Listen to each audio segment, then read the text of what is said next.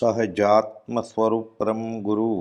તમારો પ્રશ્ન છે કે ઇતિહાસમાં એવા દ્રષ્ટાંતો આવે છે કે અધર્મ પર ધર્મનો વિજય થાય. તે અર્થે શ્રીકૃષ્ણ અર્જુનને પોતાના ભાઈબાંડુ, સગા સંબંધી, વડીલ અને ગુરુ સામે લડાઈ કરવા પ્રેરે છે. વળી દુશ્મન ચડી આવે ત્યારે પોતાના બચાવ અંગે લડાઈ કે હિંસા કરવી પડે કે થઈ જાય. આતંકવાદીઓ સામે લડાઈ કરવી પડે તે અને અસામાજિક તત્વોથી બચવા અને તેને નાથવા અથવા તેનાથી બચવા હિંસા કરવી પડે કે થઈ જાય તે અંગે જૈન દર્શનનો અભિગમ શું છે? આ તમારો પ્રશ્ન છે. સાથે તમે એમ પણ પૂછ્યું કે આવી હિંસા થતાં પાપ કર્મ બંધાય કે કેમ. શરૂમાં જ મૂળ પ્રશ્નનો જવાબ કે સા ક્રિયા યા ફલવતી. ક્રિયા માત્રનું ફળ આવે જ, સારું કે ખરાબ, તે ક્રિયા કરનારના ભાવ પર આધાર રાખે છે. લડાઈ કરવી પડે કે હથિયાર ઉપાડવા પડે તેનું ફળ આવે છે. વ્યાપક દ્રષ્ટિએ જોતા હિંસા આદિ ભાવ અને અહિંસા આદિ ભાવ અનાદિથી ચાલ્યા જ આવે છે, ચાલ્યા જ કરશે. આ સંસાર ક્યારેય સુકાઈ જવાનો નથી. વ્યક્તિગત ધોરણે કોઈ વિરલો જીવ છૂટી શકે અને શાશ્વત સુખ પામી શકે એમ છે. બધા જીવો કંઈ એકી સાથે મોક્ષે જવાના નથી. આ સંસારરૂપી જેલ સુધરે તેમ નથી. અનંત તીર્થંકરો, શ્રી રામ, શ્રી કૃષ્ણ કે ઘણા મહાત્મા પુરુષો, યુગ પુરુષો તેને સુધારી શકે નથી. કેમ કે તે સુધરે એમ જ નથી. સંસાર લીલો રહ્યા કરે તેનું મૂળ કારણ જ આ ભૂલ છે. આ જેલ સુધારીને તે જેલમાં રહેવાનો ખ્યાલ જ ભૂલ ભરેલો છે. વળી અધ્યાત્મની વાત વાંચતા, વિચારતા, સાંભળતા કે નિર્ધારી લેતા આત્માર્થો જ મુખ્ય લક્ષ્ય હોવો જોઈએ. આત્માર્થને બાજુએ મૂકી વ્યવહારિક પ્રશ્ન કે વ્યવહારિક મૂંઝવણ અને તેનો ઉપાય વ્યવહારિક ધોરણે જ્ઞાની બોધે નહીં, અને જે બોધે તે આત્મજ્ઞાની હોય નહીં. આટલી ભૂમિકા બાદ હવે ગીતાના પ્રસંગો અંગે વિચારીએ કે ઇતિહાસમાં કોઈ શ્રીકૃષ્ણ થયા હોય કે નહીં, મહાભારતનું ધીંગાણું મચ્યું હોય કે નહીં. મૂળ લક્ષ્ય અધ્યાત્મનું રહે તો સમજાય કે ગીતા એ ભૌતિક યુદ્ધની કથા છે જ નહીં, સંભવે જ નહીં. લડો સૌ આત્મસંગ્રામે, બહિર્યુદ્ધે શું લડો. વચનામૃત 218માં પરમાત્માની લીલાને મહાત્મા શ્રીકૃષ્ણ નામે ગાય છે એમ પરમ કૃપાળુદેવે બોધ્યું છે. એ ભાગવત અને શ્રીકૃષ્ણ જો મહાપુરુષથી સમજી લે તો જીવ જ્ઞાન પામી જાય એમ છે. એ અર્જુન, આ શરીર જ ક્ષેત્ર છે અને તે જે જાણે એટલે કે સમજે તે ક્ષેત્રજ્ઞ છે. શ્રીકૃષ્ણ મહારાજા અર્જુનને ગીતાના ઘમાસાણ યુદ્ધ પહેલાં આ બોધ આપે છે. શ્રીકૃષ્ણ એ તો આત્મ સ્વરૂપ હાંસલ કરેલા એવા આત્મજ્ઞાની યોગી છે. અર્જુને અનુરાગ છે, ધૃતરાષ્ટ્રે અજ્ઞાન છે અને સંજય એ સંયમ છે. દુર્યોધન એ મોહ છે, દૂર એટલે આત્મિક સંપત્તિથી દૂર, બહુ દૂર છે તે દૂર બુદ્ધિ. કૌરવો એ વિકાર છે. ભ્રમરૂપી ભીષ્મ છે, જ્યાં સુધી ભીષ્મ છે ત્યાં સુધી ભ્રમ રહેશે જ. ભ્રમ જાતા ધર્મ દીપી નીકળશે અને કૌરવો હારી જશે. કૌરવો એ વિકાર છે. દેવી સંપત્તિ વધે ત્યારે આ શરીર ધર્મક્ષેત્ર બને અને આસુરી સંપત્તિ વધે ત્યારે આ શરીર કુરુક્ષેત્ર બને છે. પુરાતત્વના જાણકાર, મોટા અભ્યાસીઓ, ઇતિહાસકારો ઉત્તર પ્રદેશમાં કાશી કે પ્રયાગના મધ્ય ભાગમાં કે પ્રાચીન પંજાબના ભાગમાં કુરુક્ષેત્ર શોધી રહ્યા છે. પાણીપતનું મેદાન શોધી રહ્યા છે. પણ યુદ્ધ ક્ષેત્ર તો વિકારી જીવ પોતાની સાથે લઈને જ ફરે છે. ઇદમ શરીરમ કૌંતેય ક્ષેત્રમિતિ અભિધીયતે. આ શરીર જ, આ મન જ રણ મેદાન છે. દ્વેષ અને દ્વૈતનું આચરણ એ જ દ્રોણાચાર્ય છે. કેમ કે દ્વૈત એટલે બે. જીવ શિવથી વિખૂટો પડ્યો, બે બનવા પામ્યા, સંસાર ઊભો થયો. એકલો આસંગ થાય તો કામ થાય. કર્ણ વિજાતીય કર્મનું રૂપ છે. આસક્તિ એ અસ્વસ્થામાં છે અને યુધિષ્ઠિર એ ધર્મનું પ્રતીક છે. યુદ્ધમાં સ્થિર રહે તે યુધિષ્ઠિર. ભ્રમરૂપી ભીષ્મ છે, તે જીવે ત્યાં સુધી ભ્રમ રહેશે અને કૌરવો અજય રહેશે. ભ્રમ મેટ્યો કે કૌરવો એટલે વિકારનો નાશ થયો. ઈશ્વરમાં નિવાસ કરનાર ભાવરૂપી શ્રીકૃષ્ણ, આ રીતે જીવતા એવા શ્રીકૃષ્ણ આત્મદર્શની યોગી હતા. આ બધા ખ્યાલ સાથે આત્માર્થે ગીતા વાંચે તો જ એ જીવને પરમાર્થે લાભદાયક થાય. વ્યવહારિક ખ્યાલ લઈને સંસાર સુધારવા મંદિરે જવું એ તો મોહની પરાકાષ્ઠા છે. તમારો બીજો પ્રશ્ન, દુશ્મનની સેના આપણા દેશ ઉપર હુમલો કરે ત્યારે સરહદે ઉભેલ સૈનિકને લડાઈ કરતા બંધ થાય કે કેમ. તેના જવાબમાં એ જ કે ભાવ પ્રમાણે જીવ કર્મ બાંધે સૈનિકને દુશ્મનીના ભાવ ઓછા છે, ફક્ત જવાબદારી કે ફરજ નિભાવી છે. તેને હુકમ કરનાર તે રાજકારણી નેતા, પ્રધાન કે રાજભારી કારભારી તે વધુ જવાબદાર છે અને તે પ્રમાણે કર્મ બાંધે.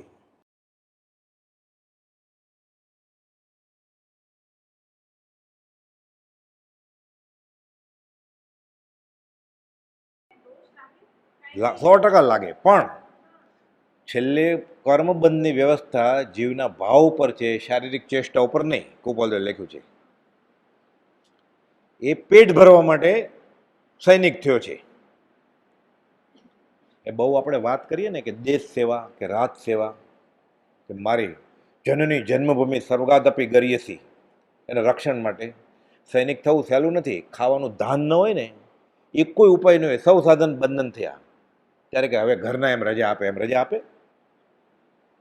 દીક્ષા લેવા મોક્ષે જાય છે 3 લોકો ના થતા તોય રજા નથી આપતા, દેવામાં તો રજા નહોતા આપતા. તો મરવાની કોણ રજા આપે? મા બાપ કે પત્ની. કોક એવા હોય વારસાગત એવા હોય છે, બાપે સૈનિક હોય, દીકરો સૈનિક હોય, પણ સામાન્ય રીતે આજીવિકા માટેનું કામ હોય તો એ ના ન થાય નહીં. કર્મ બંધ તો સાસા ક્રિયા ફલવતી, કર્મ છે એટલે ફળ મળશે જો. પણ તમે જે પ્રશ્ન એમ પૂછો છો કે એને કેવું, એને જે હુકમ કરે છે કે મારો ફાયર, એને શું છે? વેર છે સામેવાળા સાથે. એનો જે બોસ છે, કર્નલ છે, અથવા તો જે નેતા છે, એમાંનો વડાપ્રધાન છે, રાજા છે, એ કહે છે મારો, તો એને તો એ રાજા સાથે વેર છે. આ સૈનિકને વેર નથી. હવે અનંતાનુબંધમાં છે રાજા, આજીવિકા માટે કરે છે. એનો જીવતો દાખલો કસાઈ. કસાઈ ભેંસ ગાય મારે છે, તમે એને સારી નોકરી આપો તો એ છોડી દે. એને 70 વર્ષના મા ને બાપ અને 3 બેન પરણાવવાની છે હજી દહેજ સાથે. ક્યાંથી પૈસા લાવે? એ બરોબર કરે છે કે નથી કરતો એ વાત નથી અહીંયા. એને સારી નોકરી આપો તો એ બદલાવી લે. બ્રહ્મચર્ય લખ્યું છે મિથ્યાત્વ જે છે, આ જીવ પોતે અનંતકાળથી પોતાનું ખૂન કરે છે, કસાઈ કરતા ભૂંડું વર્તન કરે છે. તો કોણ ગુનેગાર? આપણે ગુનેગાર કે કસાઈ ગુનેગાર? કસાઈ મજબૂર છે, એને નવી નોકરી આપો તો લઈ લે. આપણે બધું મળ્યું છે, આપણે બદલવા તૈયાર નથી, તો કોણ ગુનેગાર? કે કસાઈ કરતા ખરાબ વર્તન આ જીવે પોતાના આત્મા સાથે કર્યું છે, આ ખૂની છે. કેમ? ક્ષણ ક્ષણ ભયંકર ભાવ મરણે મરી રહ્યા છે આપણે. એ રીતે એ સૈનિકને વેરનો દોષ નથી, પણ હિંસા તો કરી જ ને. દેશને આત્માનો શું સંબંધ? આજે મેરા ભારત મહાન, કાલે પાકિસ્તાન મેરા પાકિસ્તાન મહાન, ક્વિટ ઇન્ડિયા, પછી ક્વિટ બ્રિટન. આજે મેરા ભારત મહાન, કાલે લંડનમાં જન્મશે તો મેરા બ્રિટન મહાન. આ તમારો જે પ્રશ્ન દેશ માટે એના આત્માનો શું સંબંધ છે? આત્માને કયો દેશ છે સંભાવ સિવાય?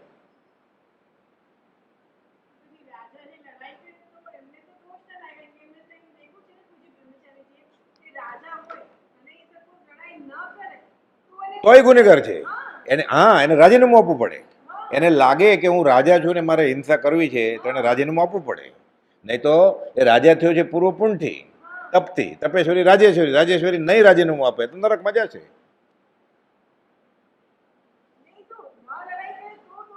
હા, પણ મારે એનું નરકમાં જશે ને.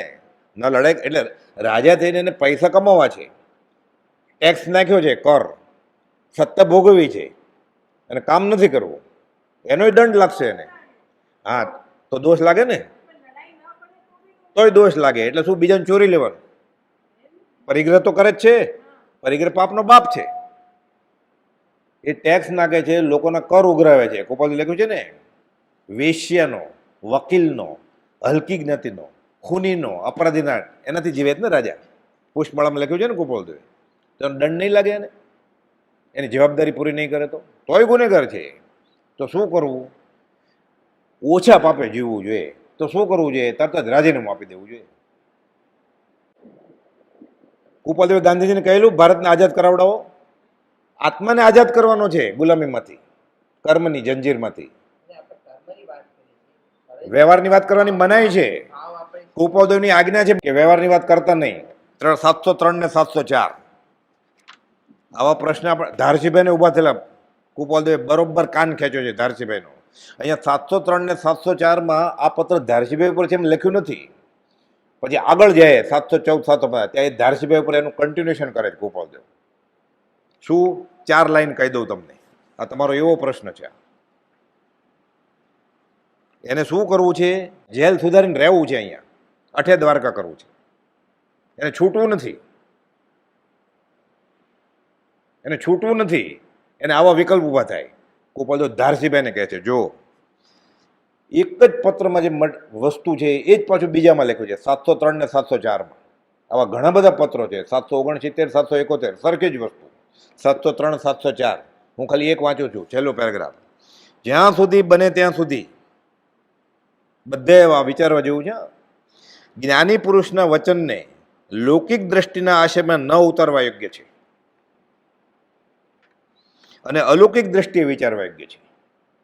તે અલૌકિક દ્રષ્ટિના કારણો સામાજીવને હૈયે જો બેસાડી શકવાની શક્તિ હોય તો બેસાડવા, નહીં તો પોતાનું એ વિષયમાં વિશેષ જાણપણું નથી. આ શ્રીમદ રાજચંદ્ર મંદિર છે. અહીંયા કામ એક આત્માર્થનું છે, બીજો મનરોગ એલાઉડ નથી. વ્યવહારની વાતને થાન જ ન હોય પરમાત્મા. પણ સામેવાળો ભૂલથી પૂછે તો આપણે સત્સંગમાં જ્ઞાની વચ્ચે ખુલાસો કરીએ કે આ તમારો પ્રશ્ન વ્યવહારિક છે, આનો જવાબ આપવાની કુપાલદેવે ના પાડી છે, ખબર હોય તોય. કેમ કે જવાબ તો વ્યવહારિક જ છે ને. એટલે જેલ સુધારવી જ ને, દેશની આબાદી વધારવી જ ને. મુનિ સમાગમના પાઠ વાંચીએ ને કુપાલદેવના, મુનિ સમાગમના પાઠ લખ્યા કુપાલદેવ. એમાં 2 પાઠ કુપાલદેવે લખ્યું. ત્રીજો ખંડ ખચિત જારી થશે આ મોક્ષ માળા વિશે. કુપાલદેવનો દેહ છૂટી ગયો.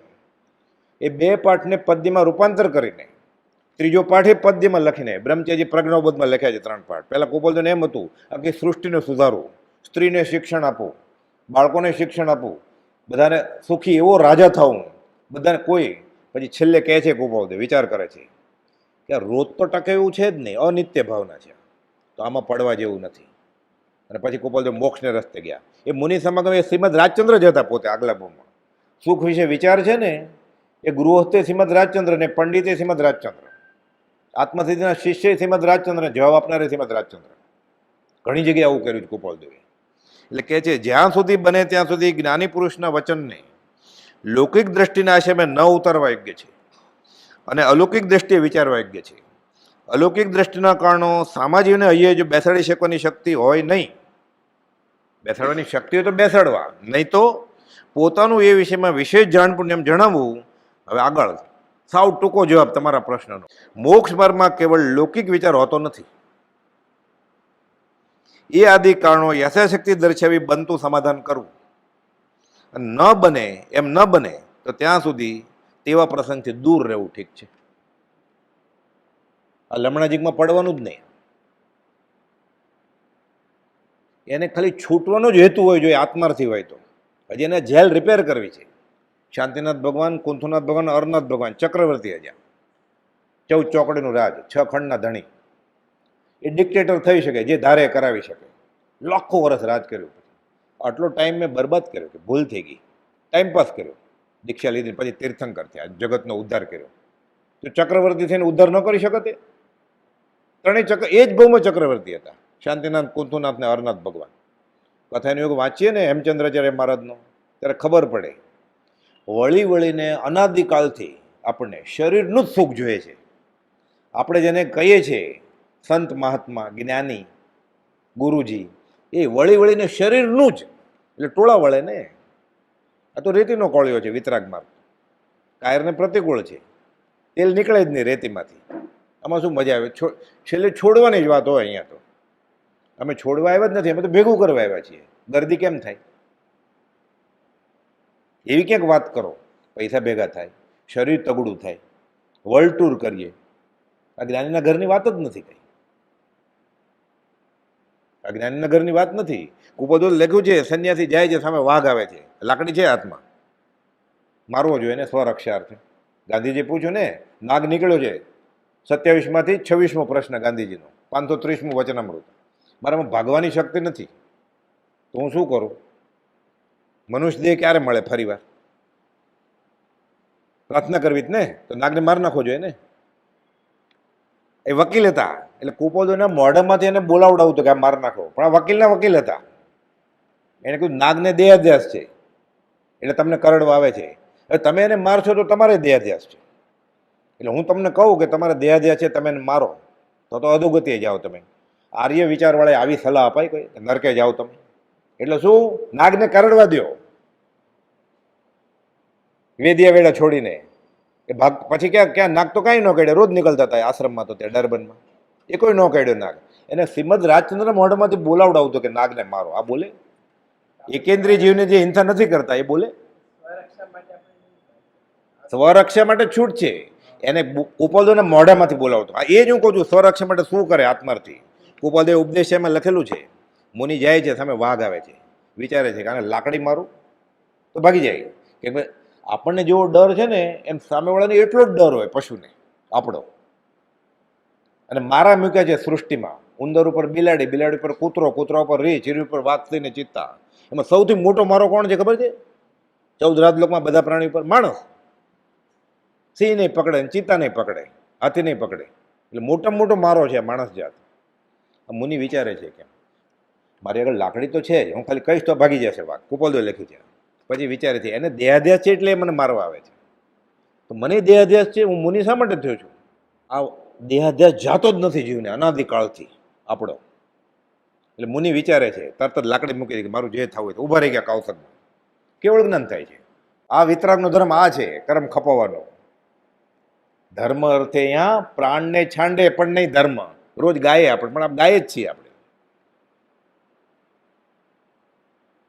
પણ વ્યક્તિગત ધોરણે ગૃહસ્થ વ્યવહારમાં ભાઈએ પૂછ્યું એમ સ્વરક્ષા માટે શું કરવું? એ ઓછા પાપે જીવવું. તમને એમ લાગે કે મારું આ ક્રિયા કરીને નિર્દ્વંદ પરિણામ થાય છે, મારી લાગણી બુઠી થઈ જશે, એ જીવ તને ગમે એમ કર. પછી પૂછવાનું મારે જીવવું જ શા માટે આવી દવા ખાઈને? મારે જીવવું શા માટે આવું રક્ષણ કરીને? હું જીવીને શું કરવું છે મારે? વિચારવાનું. શું કહે છે? જરૂરી નથી, થઈ પણ જાય ને ન પણ થઈ જાય.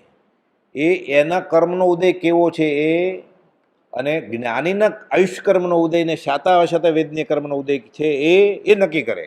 પાર્થનાથ ભગવાને 8 ભવના હેરાન કર્યા જ ને, ક્યાં શાંત થયો? છેલ્લે પછી કેવળ જ્ઞાન થવાનું હતું ત્યારે શાંત થાય છે. એ જેવા કર્મ. પાર્થનાથ ભગવાનની ભૂલ નહોતી. હા, પોતાનો ભાઈ પોતાની પત્ની ઉપર ખરાબ નજર કરતો હતો એટલે રાજાને ફરિયાદ કરેલી. રાજાએ સજા કરી દેશ નિકાલની. એના બદલામાં વેર લે છે 8 ભવ સુધી. તો ગુનો નહોતો તો એટલું સહન કરવું પડે. તો આપણો તો ગુનો છે, તો આપણી કઈ દશા થાય? દેશ નિકાલ કર્યો, એણે વેર કર્યું કે આ મારા ભાઈ મને કાઢી મૂક્યો. ગુનો તો ભાઈનો જ હતો ને. હેમચંદ્રજી મહારાજે 63 શ્લોક પુરુષમાં લખ્યું છે બધા તીર્થંકરના પૂર્વ ભવો કે આમ કેમ થયું? તો કે પોતાની પત્ની ઉપર આડી નજર હતી એટલે ફરિયાદ કરી, એટલે રાજા એને દેશ નિકાલ કર્યો. એમાં ભૂલ શું હતી ફરિયાદ કરી એમાં? તોય વેર બંધાણું તો 8 ભવ હેરાન કરે છે. તો આપણે તો ભાલો લઈને ઊભા છીએ, આપણી કઈ દશા થશે? આ તો માર ખાવાનો ધર્મ છે વિતરાગનો. માર ખાવાનો ધર્મ છે. પણ ગૃહસ્વરમાં ન ચાલે. નહીં તો આપણી આંખ બંધ હોય ને તો મોબાઈલે લઈ જાય, આપણને ઘડિયાળે લઈ જાય, મેં કાઢી જ તો. એટલે ગૃહસ્વરમાં સાવચેતી રાખવી પડે. એટલે ભોળાબાળાનો ધર્મ એ રીતે નથી. જ્ઞાની પાસે ભોળાબાળા થવાનું છે. નહીં તો સરળ જીવ હોય, કોપરે લખ્યું છે સરળ જીવ હોય ખાલી દેવલોક બાંધે, પરમાર્થે કામ ના આવે. પરમાર્થ માટે બુદ્ધિ સહિત સરળપણું જોઈએ. વિશાળ બુદ્ધિ, મધ્યસ્થતા, સરળતા અને જીતેન્દ્રિયપણું પ્લાન સાથે. કારણ કે ભાવતું જ ન એમ જે હોય એ ચાલે. એટલે દૂધ પાકે કઢી આપો તોય એને કઈ સાધના ત્યાગનું ફળ ન મળે, કઈ શુલ્લક મળે છૂટક.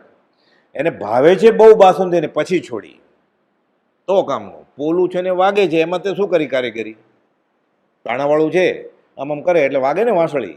સાંભેલું બજાવે તો હું જાણું કે તું શાણો છો. ધોકો લે, હોલો નહીં, સિલિન્ડર નહીં, લોખંડનો નહીં, એને વગાડતું તો ખરો કહેવાય. પોલું છે ને વાગે છે એમાં તે શું કરી કારીગરી? ન મળ્યા ને બ્રહ્મચારી. સાંભેલું બજાવે તો હું જાણું કે તું શાણો છો. આ તો પુરુષાર્થનો માર્ગ છે. પણ પછી એમ વાત છે પછી, એટલે આ તો બેને પૂછ્યું એટલે શાસ્ત્રના જવાબ આપેલા છે કે રક્ષણ કરે છે ને એ તો પાકિસ્તાનવાળા બધા અહીંયા ઘૂસી જાય તો આપણે પ્રાર્થના કેમ કરી શકીએ? એ પ્રકારનું પૂર્ણ બાંધે છે. પણ એનો ભાવ એ નથી કાંઈ કે આ બધા આત્મસિદ્ધિ કરે એટલે હું અહીંયા કોઈ ગુનેગારને આવવા નહીં દઉં. પૂર્ણ બાંધે, પણ એ પૂર્ણ બાંધે કે પાપ બાંધે, રખડવાનું જ કારણ છે. અહીંયા તો છૂટવા માટે પૂર્ણ બાંધે અને છૂટવા માટે પાપ ખંખેરે તો કામ થાય. મને ભૌતિક સુખ મળે એટલે હું આંબેલ કરું કે માંસ ખમણ કરું, એને 99 તપ કીધું છે તો ઝેર કીધું છે તો 20 અનુષ્ઠાન ને ગરલ અનુષ્ઠાન કીધું છે તો અહીંયા તો છૂટવાની જ વાત હોય. દેશ સેવા, રાજ સેવા, જ્ઞાતિ સેવા, સમાજ સેવા નહીં, આત્માની જ સેવા. પણ બધા વળી વળીને પછી ઘણા શાસ્ત્રના અભ્યાસી હોય, ઘણા બધા ચેલાએ હોય, મઠ કરે, આશ્રમ કરે, ચેલા કરે, છેલ્લે ફરી ફરીને શું થઈ જાય? મોતી અવતરણ, લોહીના બાટલા ચડાવો, ચશ્માની ફ્રેમના કેમ્પ રાખો. ક્યાં તીર્થંકર, ક્યાં જીનેશ્વરે કે 1000 પેજમાં, ક્યાં ગોપાલ 1000 પત્રમાં કહ્યું છે? પણ અનાદિકાલથી દેહાધ્યાસ છે. પોતે આ દેહ, હું સામેવાળાનો દેહ, એ દેહાધ્યાસ છે. આ જેલ સુધારીને રહેવું છે એટલે ગમે એટલો આગળ વધે છેલ્લે આ તો આવી જ જાય. એટલે શું થાય? જ્ઞાનીનું ઓળખાણ તૂટી જાય. ગાંધીજી ક્યાં ઓળખ્યા ગોપાલ? કોણ જવાબદાર? કરવું, કરાવડાવવું, કરતા પ્રત્યે અનુમોદવું. બલરામ, કઠિયારે મુનિ અને હરણ ત્રણેયની સરખી ગતિ થાય છે. વણાક નટવર એનો સારથી પહેલા મોક્ષે ગયો, વણાક નટવરનો પછી નંબર લાગ્યો, પ્રભુશ્રીજીએ બોધ આપ્યો છે. અહીંયા તો કામ એક આત્માર્થનું, બીજો નૈમંદ રોગ. અને આવી વાતથી અંજાઈ જાય આપણે ફલાણા જગ્યાએ કે આ હા હજારો જણા છે. વાત આ જ ચાલે છે ધર્મની. દેહાધ્યાસ છે ને, નક્કી ફસાવાનો એ લોકો ફસાય જ છે ને, ભોળાબાળા લોકો. અહીંયા તો કામ એક આત્માર્થનું, બીજો નૈમંદ રોગ હોવું જોઈએ. એક પણ વાત વ્યવહાર વધારવાની હોય કે રિપેર કરવાની હોય, આત્માર્થ જ્ઞાની જવાબ આપે જ નહીં. જ્ઞાની મૌન સેવે, જ્ઞાની મૌન સેવે. આપણે પહેલાં હતા માણસ, કૂતરો, ગધેડો, અળસિયું. આપણે એ વિચારતા જ નથી કે હું ક્યારે હોય વાંધો, કંસારી હું હોઉં ક્યારે. આપણને એમ જ થાય હું ભીલ હોઉં ક્યારે, હું માછીમાર હોઉં ક્યારે, એમ જ થાય ને આપણે. અત્યારે કોઈ કે મરીને અળસિયું થશો, અરે હું થાવ અળસિયું ક્યારે?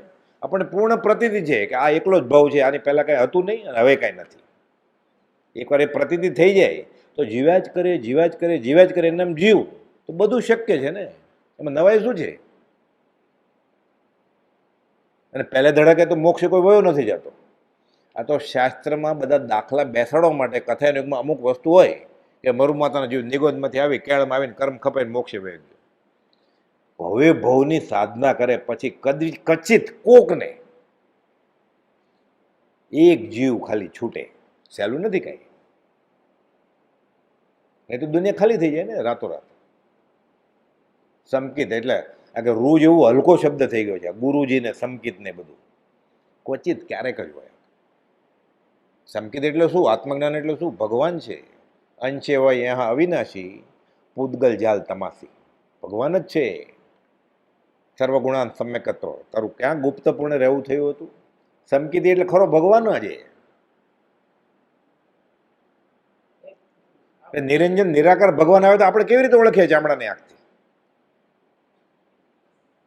અગમ અગોચર. આવા હાથ પગ વાળા જ હોય ભગવાન. એ શ્વાસ લેતા હોય, એ ખાંસી કરતા હોય, એ બી છીક કરે, ઉધરસ કરે. બધું ચોખ્ખું લખ્યું છે 807માં જ્ઞાની. એટલે આપણે તો વ્યવહારમાં આત્માર્થ કરવો હોય તો ઓછા પાપે જીવવાનું, વિચારવાનું. ઓછું પાપ છે કેમ ખબર પડે? જ્ઞાનીના વચનને આધારે. બાકી જ્યાં સુધી સમ્યક દર્શન ન થાય ત્યાં સુધી જે પણ નિર્ણય લેશે વ્યવહારમાં એ ખોટો જ હશે. તો કયો નિર્ણય લેવો? ઓછા પાપે જીવાય એવો. હું બીકોમ થાવ કે બીએસસી થાવ, બે ખોટું જ છે. તારે ભણવાનું જ નથી. અરે તો ખાવું શું? તો ભણ. શાલીભદ્ર ક્યાં ભણવા ગયા હતા? અને બાપા મોકલતા પેટી. પ્રભુજી કે તારો બાપો કોઈ આકાશમાં નથી, પેટી મોકલશે 99. હવે તારા કર્મ કામ કર. 18 કલાક કામ કરે ખેતરમાં, રગ તૂટી જાય, પરસેવે રેપજે, પ્રમાદના ખાતામાં આવે. આત્માનું કામ નથી. પણ હું 18 કલાક કામ કરું છું તો તારા નસીબ. ટેવાય છે ને, 2 કલાક કામ કરે, ઓફિસે જાય કે ફોન ઉપર જ ને કમાય, ઓલા કરતાં 18 ગણું વધારે. એને એ લઈને આવ્યો છે. તને છે ને ઈર્ષ્યા થાય છે એમાં. એણે પહેલાં મહેનત કરીને કર્મબંધ બાંધ્યો, એણે ઓલે મહેનત ન કરી તો એણે એ પ્રકારનો કર્મબંધ છે. ગુરુને ભોગવે ગુરુ, ચેલાને ભોગવે ચેલો.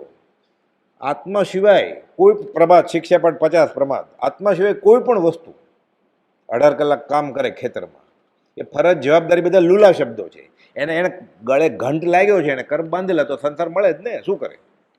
કોણે સમ દીધા હતા પરણવાના? કે મારા છોકરા છે 3 હવે, એને સમ આપ્યા હતા કોઈ ભગવાને કે ન પણ તો તને સમ હજો મારા? તો હવે ભોગવે એની ભૂલ. બાવળિયા પડ્યા ને નક્કી તે કાંટા વાવેલા. હવે રાજાપુરીની આશા કેમ રાખત તું? આ જ્યોમેટ્રિકલ ફોર્મ્યુલા છે, ભોગવે એની ભૂલ.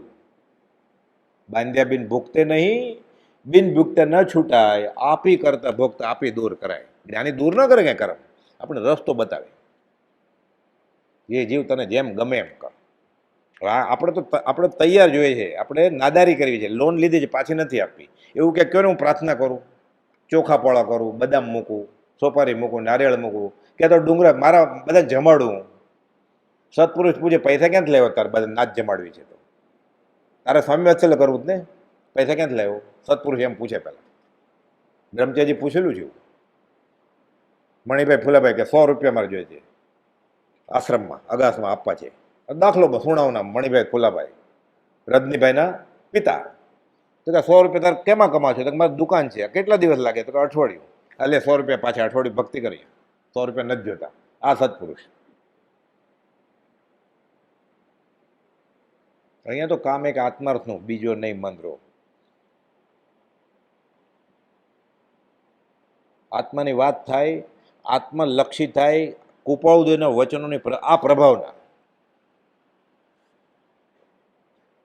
ગ્લુકોઝ બિસ્કિટ ને ચોકલેટ બધાને પ્રભાવ ના કરે? એ પ્રભાવ ના કે બધાને ડુક્કરની ચરબી ખવડાવી? તને ખબર જ નથી તો આખો સંઘ જમાડ્યો.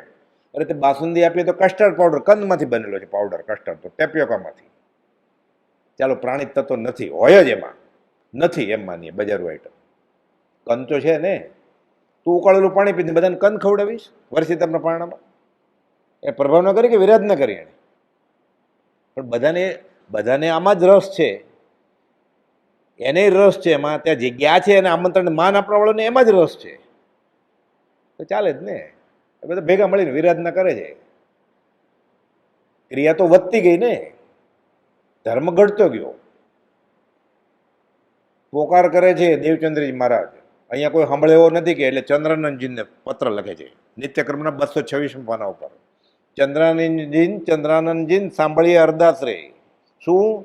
દ્રવ્ય ક્રિયા રુચિ જીવડા, ભાવ ધર્મ રુચિહીન, ઉપદેશક પણ ટેવા, શું કરે જીવ નવીન? અને એમ કે આ ધર્મ હશે નાચવા કૂદવાનો. મહાવીર જયંતિ દિવસે કોઈ રોવે? વાણીઓ શ્રીમદ રાજચંદ્ર મહાવીર સ્વામી સાથે મળેલા છે. ચૈત્ર સુદ 13 દિવસે મમ્મીમાં રડે છે મહાવીર જયંતિ દિવસે. શા માટે રડ્યા? 1 2 3 4 મહાવીર સ્વામી જય જયકાર બધા બોલાવતા, નાચતા નાચતા. એ દુષ્મકાળના દુર્ભાગ્ય જીવો મહાવીર જયંતિ આમ ન ઉજવાય. ઓર નિષ્કારણ કરું છું, હૃદય રડે છે. અરે પત્ર જ છપાવતો નહોતા તો પહેલી, બીજી, ત્રીજી, ચોથી, પાંચમી મારી આગળ આવૃત્તિ છે મગન બાપે આપી છે. 680 ને 27 છપાતો જ નહોતો. એમ હોય કઈ? 8 વાર કહ્યું છું ભગવાન છું એમ. 680માં પૂછવું એમ લિખિત સહી કરી, ઓમ શ્રી મહાવીર અંગત. બ્રહ્મચારીના હાથમાં આવ્યું પરમસુદ પ્રભાવ મંડળ 1951માં છપાવી દીધું. એણે લખ્યું છે મારે છાપવું છે. કે મારે શું? હવે ઓળખ્યા કરો કે શ્રીમદ રાજચંદ્ર એણે લખ્યું છે આ પ્રમાણે. વાત કરે મગન બાપા કે અગાસમાં ને વડવામાં બધા ઊભા થઈને બોલે નિત્યક્રમમાં. 680મો આખો, 27મો આખો પત્ર છપાવે નહીં. બાપરે, આમ લખાય? બોલે ખરા? કોઈ સાંભળી ન જાય ને. અહીંયા બોલે કોણ સાંભળે? ઘણા સૂતા હોય, ઘણા થાકી, ઘણા આવ્યા જ ન હોય, ઘણા બપોરે આવવાનો હોય. સવારે આપડે હોય એટલે સવાર ન આવે, ઘણા સવારે આવે બપોરે આપડે હોય. એટલે અહીંયા બોલતા કે ઊભા થઈને વડવામાં અગાસમાં, છપાતો નહોતો. જેમ કે એણે લખ્યું છે મારે છાપવું છે. મારા ઘરનું ક્યાં લખવું છે મારે? હું તો મારફતિયો છું, કુરિયર સર્વિસ. એણે કીધું છે મારે આપવાનું જ લોકો. એટલે આત્મા સિવાયની એક પણ વાત હોય એ ધર્મસ્થાનકમાં થતી હોય, આ સાધનાનું કામ છે. 25 માળની હોસ્પિટલ બનાવી છે મારે, જે ખાલી રાજ બોલે અને મારે મોતી મથર મફત ઉતારી દેવો છે, મંદિરની બહાર, અંદર નહીં. આત્મજ્ઞાનનું લક્ષણ નથી. જ્યાં પૂર્ણ કામપણું છે ત્યાં સર્વજ્ઞતા છે. એક પણ ઈચ્છા બાકી છે આત્મ સિવાયની કામ, કે આત્મજ્ઞાન ન હોય. 360માં પત્રમાં કોપોલે લખ્યું છે, એક પણ ઈચ્છા બાકી છે. રંગ બદલાવો છે, લાદી બદલાવી છે, LED બલ્બ કરવા છે, પંખા નવા નાખવા છે, બાથરૂમ સંડાસના થાળા બદલવા છે. આત્મજ્ઞાનનું લક્ષણ નથી. કરવું ન કરવું એ વ્યવહારિક સવાલ છે, એ તમે જાણો. અહીંયા તો વચનામૃત ખોલીને વાત થાય છે, આત્માની જ વાત કરવાની છે, બીજી નહીં. તો નહીં કરવાનું, રંગ બદલવાનું નહીં. છોકરા કારોબારી મને બ્રહ્મચર્ય કહ્યું એ કહેવાય, કુપોલદેવે કહ્યું એ કહેવાય, આગમમાં લખ્યું એ કહેવાય, કે બધાને ગમે એવું કહેવાય. મારે જગતને રાજી કરવામાં અને જગતથી રાજી થવામાં અનંતકાળ ગયો. તો એના માટે છે જ ને કારોબારી, એ સંભાળે જ છે ને. એવી રીતે પૂર્ણ કમાય છે. એ કરવું ન કરવું એ વાત નથી. અહીંયા તો સાધકે શું કરવું, મુમુક્ષુએ શું કરવું, આત્મજ્ઞાનીએ શું કરવું, એ એની રીતે પૂર્ણ કમાય છે કારોબારી વાળા. એને લીધે આપણે બેઠી શકીએ ને, કોકે બંધાયો હતો, એ પૂર્ણ કમાશે.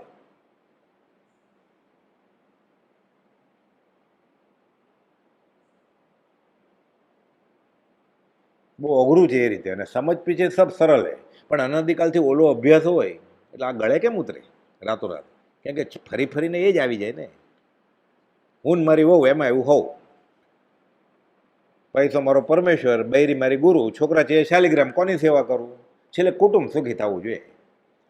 આપણે કહીએ ને, કુપોલદેવની કૃપાથી બધું બરોબર છે. ઘર નવું લીધું, છોકરા પરણી ગયો, એક પરદેશ ગયો છે, અને છોકરીને અગણી આવી. છોકરી સારું છે, પેલો બાબો આવ્યો.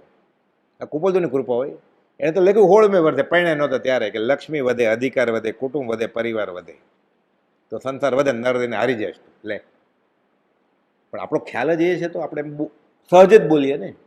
પછી બહુ વાંચ્યું એટલે કે કુપોલદેવ જ લખ્યું છે, એક અંશ શાતાથી કરીને પૂર્ણ કામતા. પણ આ શાતા ક્યાં છે? આ તો અશાતા છે. ખમ પ્રભુજી કાં તો ગુમડા નીકળે છોકરા, એટલે ત્યારે ઓપ્શનમાં હોય પ્રભુજી કે આ છોકરા શાતા નથી, આ ગુમડા નીકળે જ તને, ફૂટી નીકળ્યા જ ગુમડા કે તને. પ્રીતમ દાસે આ જ વાત કરી છે અહીંયાથી ને સંદેશરથી. માત તાત સુદ ભાઈ ભામીની એ સૌ ઠગની ટોળી છે, વાલ કરીને વેખડું પાય તને ઝેર પાય છે. સમજીશ ને તું ત્યારે અંતરે આંખો ચોળીને કે ખબર પડશે ત્યારે. માર્ગાનુસારી કે સંત કે આત્મજ્ઞાની આ જ વાત કરી છે. અધ્યાત્મ કલ્પદ્રુમ કુપોલદેવ વાંચવાનું કહેતા ઘણાને. સ્ત્રી વિશે લખ્યું છે, સ્ત્રી મમત્વ મોચન અધિકાર. રૂવાડો ઊભા થઈ જાય. સ્ત્રી કોણ છે એટલે સ્ત્રી એમ સમજો ને, પુરુષ કોણ છે એટલે સ્ત્રી ખરાબ નથી કે પુરુષ એ ખરાબ નથી, મલિન આત્મા ખરાબ છે. લખે છે સ્ત્રી શું છે?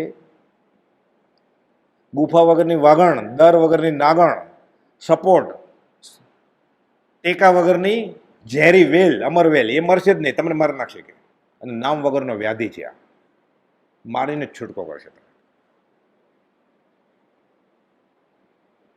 રૂવાડો ઊભા થાય એવી બધી વાત છે. આત્માનું શાસનમાં ગુણભદ્રાચાર્ય એ કુપોલદેવ વાત પણ કહેતા કે ગુણભદ્રાચાર્ય આત્મા છેલ્લા ભાગમાં આત્માના આનંદમાં ઝીલ્યા છે. પ્રભુજીને વાંચવાની આજ્ઞા કરી. એ વાંચે ને રૂવાડો ઊભા થઈ જાય. મોક્ષમાળા જેવડો જ ગ્રંથ છે, નાનો એવો પાતળો. અને કુપોલદેવ મંજૂર કર્યું છે. આપણે તો બધું એટેસ્ટેડ જ બધું તૈયાર જ છે, એટલે કાંઈ શું વાંચવું ને શું ન વાંચવું એ કંઈ મુશ્કેલી નથી આપણે.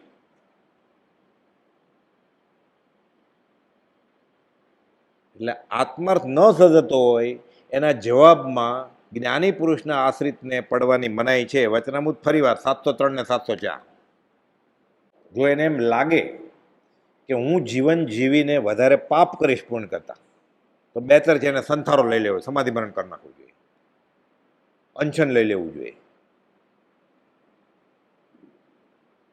શા માટે મન વચન કાયના યોગ પર ફરે છે? ગૌતમ ગણધર ભગવાન મહાવીરને પૂછે છે કે જો સૂઈ જાય તો ઓછા કર્મ બાંધે ને, તો સૂઈ જતો હોય તો જાગે નહીં તો? કેવો સવાલ છે.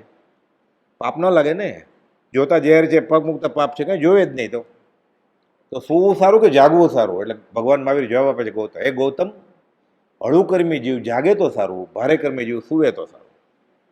આપણે કોણ છીએ? ફિલ ઇન ધ બ્લેન્ક, ખાલી જગ્યા પૂરો. બધા જવાબ છે શાસ્ત્રમાં. ગૌતમ પૃચ્છા.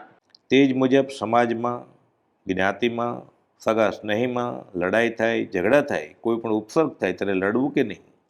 મૂળ બોધ તો આ સંસાર નહીં છૂટે ત્યાં સુધી વિટમણા ઊભી જ છે, ઊભી જ રહેવાની. પણ તેથી ઓછી દશાવાળાને ઓછા પાપે જીવવું એ બોધ છે. નિંદા સ્તુતિ જન કી, વાર્તા વધુ ધન કી, અને મિયાં દુબલે ક્યું કહે સારે ગાંવ કી ફિકર. સરકારે પણ 58 થી 60 વર્ષે છૂટા કર્યા. આ જીવ છૂટવા માગતો નથી.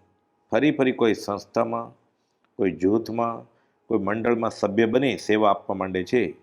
અનાદિના અભ્યાસને લઈને હવે અધ્યાસ થઈ ચૂક્યો હોવાથી જીવ પોતાના અને પરના દેહની જ સંભાળ રાખે છે અને દેહની સેવાને ધર્મ માને છે અને જન્મ મરણ ઊભા કરી ફરી ફરી દેહ મેળવ્યા કરે છે. જીવ પોતે પગે બળે છે અને ડુંગરે ચડે છે. ઘરના છોકરા ઘંટી ચાટે અને ઉપાધ્યાયને આંટો એવું થાય છે. પોતાના આત્માને ભૂલી જીવ બીજું બીજું કરે છે. ગુરસ વ્યવહારમાં આવી પડતી જવાબદારી, ફરજ, તે અંગે જીવ મોહમાં જ રાચતો હોય છે. મોહ છતાં દયા માનવાથી અને પ્રમાદ છતાં ઉદય માનવાથી કર્મ કંઈ ભૂલથાપ ખાતું નથી. યોગ્ય વ્યવહારમાં આવે તો સાધકને બીજું કાંઈ ન કરે તો પણ સિદ્ધિ હાંસલ થાય છે. પણ યોગ્ય વ્યવહાર વચનામૃત 232માં પરમ કૃપાળુએ જણાવ્યું તે મુજબ નિષ્પૃહ બુદ્ધિથી પૂર્વ પ્રારબ્ધના યોગે અને કર્યા વગર ન જ છૂટી શકાય એવું હોય તે યોગ્ય વ્યવહાર, બાકી બધો ગેરવ્યવહાર. વચનામૃત 703 અને વચનામૃત 704માં કૃપાળદેવે આ અંગે લંબાણપૂર્વક બોધ આપ્યો છે કે જ્યાં સુધી બને ત્યાં સુધી જ્ઞાની પુરુષના વચનને લૌકિક આશયમાં ન ઉતારવા અને અલૌકિક દ્રષ્ટિએ વિચારવા યોગ્ય છે. અને જ્યાં સુધી બને ત્યાં સુધી લૌકિક પ્રશ્નોત્તરમાં પણ વિશેષ ઉપકાર વિના પડવું ઘટે નહીં. તેવા પ્રસંગોથી કેટલીક વાર માત્ર પરમાર્થ દ્રષ્ટિ ક્ષોભ પમણવા જેવું પરિણામ આવે. તે જ રીતે વચનામૃત 704માં છેલ્લા પેરેગ્રાફમાં બોલ્યું છે કે જ્યાં સુધી બને ત્યાં સુધી જ્ઞાની પુરુષના વચનને લૌકિક દ્રષ્ટિના આશયમાં ન ઉતારવા યોગ્ય છે અને અલૌકિક દ્રષ્ટિએ વિચારવા યોગ્ય છે. તે લૌકિક દ્રષ્ટિના કારણો સામાજીવને અહીંયા જો બેસાડી શકવાની શક્તિ હોય તો બેસાડવા, નહીં તો પોતાનું એ વિષયમાં વિશેષ જાણપણું નથી એમ જણાવવું. તથા મોક્ષ માર્ગમાં કેવળ લૌકિક વિચારો હોતા નથી એ આદિ કારણો યથાશક્તિ દર્શાવી બનતું સમાધાન કરવું, નહીં તો બને ત્યાં સુધી તેવા પ્રસંગોથી દૂર રહેવું એ ઠીક છે. શુભચંદ્રાચાર્ય મહારાજ, દિગંબર મુનિ, ઉચ્ચ કક્ષાના જ્ઞાનાણવ ગ્રંથના કર્તા, પોતાના પૂર્વાશ્રમના ભાઈ ભર્તુહરિને બોધે છે, જે પત્ર સુધાના 198માં પત્રમાં અને નવી પત્ર સુધામાં 246માં પત્રમાં છે. આ પત્રમાં પૂજ્ય બ્રહ્મચારીજી કોઈ એક જિજ્ઞાસુ કે જેણે સમાજ સેવા અંગે બીજાને મદદ કરવા અંગેના પ્રશ્ન પૂછ્યા હશે તેનો જવાબ આપે છે કે કોઈનું ભલું કરવા જીવ ગમે તેવા સંકટ વેઠવા તૈયાર થઈ જાય છે, પણ પોતાના આત્માનો ઉદ્ધાર કરવાનું અને તેને દુર્ગતિમાંથી બચાવવાનું કામ કેટલું વિકટ છે અને કેટલું અગત્યનું છે તે તેને ખબર નથી. આગળ પૂજ્ય બ્રહ્મચારીજીએ ભર્તુહરિ અને તેમના મોટા ભાઈ આચાર્ય શુભચંદ્રાચાર્ય મહારાજ તેઓનો સંવાદ ટાંકી લંબાણપૂર્વક બોધ આપ્યો કે મોટા આશ્રમો કરવામાં, શિષ્યો વધારવામાં, લોકોને ધન આપી મોટા ગણાવવામાં કે લોકોની દવા કરી તેમના શરીરના સુખની ઈચ્છા કરવામાં હિત માનો છો, તે કરતાં તમારા આત્માને માયામાંથી છોડાવવાનું ભૂલી જાઓ છો તે કેમ લક્ષ્યમાં આવતું નથી? તમારી શી ગતિ થશે? કહેવાનો હેતુ એ છે કે જીવે આત્માર્થે મહેનત કરી તે લેખે લાગે, બાકી બધું જ પ્રમાદના ખાતામાં. વ્યવહાર અને પરમાર્થ બંને એકી સાથે સાધી શકાય નહીં. જીવ કોઈકનું ભલું કરશે, વ્યવહારમાં કોઈને શાતા પહોંચાડશે, કોઈને હુમલામાંથી બચાવશે તો સંજોગો અનુસાર ભાવ પ્રમાણે પુણ્ય પણ બાંધશે. એ પુણ્ય ભૌતિક સુખાકારી પણ આપે, કેમ કે આગળ ઉપર તે સંચિત કર્મ તરીકે પછી ઉદયમાં આવે અને વ્યવહારે સુખ મળે. છૂટવા માટે કર્મની નિર્જરા કરવી પડે. પુણ્યાનુબંધી પુણ્યનો પ્રકાર છૂટવા માટે લેખે લાગે છે. જે રસ્તો વ્યવહારથી તદ્દન ભિન્ન છે. કોઈનું ભૂલું કરવા માટે નહીં, પણ પોતાનો લોભ ઘટે અને અનુકંપાનો ગુણ પ્રગટે તે અર્થે ઉપલક ઉપયોગ દેવામાં આવે તે વિચક્ષણ સાધકને વિશેષ હરકત ન પણ કરે. એટલું ખરું કે બાડા બોબડા, લૂલા લંગડા, નબળાને મદદ કરવી એ માર્ગાનુસારીનો ગુણ છે. ફક્ત પોતાનું હૃદય કોમળ થાય અને દયાના અંકુરો ફૂટે, પણ મુખ્ય દયા તો પોતે અને સામેવાળો સંસાર પરિભ્રમણથી વહેલી તકે છૂટે તે જ છે. આ દયા બાકી સમાજ વ્યવસ્થા જાળવવા માટે કાયદાના ડિપાર્ટમેન્ટ્સ, પોલીસ ખાતું, આગળ જતાં મિલિટરી ખાતું, સંરક્ષણ પ્રધાન, વડાપ્રધાન, રાષ્ટ્રપતિ વગેરે સંભાળે જ છે. આપણે આત્માનું ખાતું સંભાળવું એ અધ્યાત્મમાં મુખ્ય બોધ છે. અમુક વસ્તુઓ અને વાતો આત્મા સિવાયની ખોટી કે સાચી વ્યવહારમાં એ અહીં અભિપ્રાય આપવાને અવકાશ નથી. આ સંસારરૂપી જેલ સુધરે એમ નથી.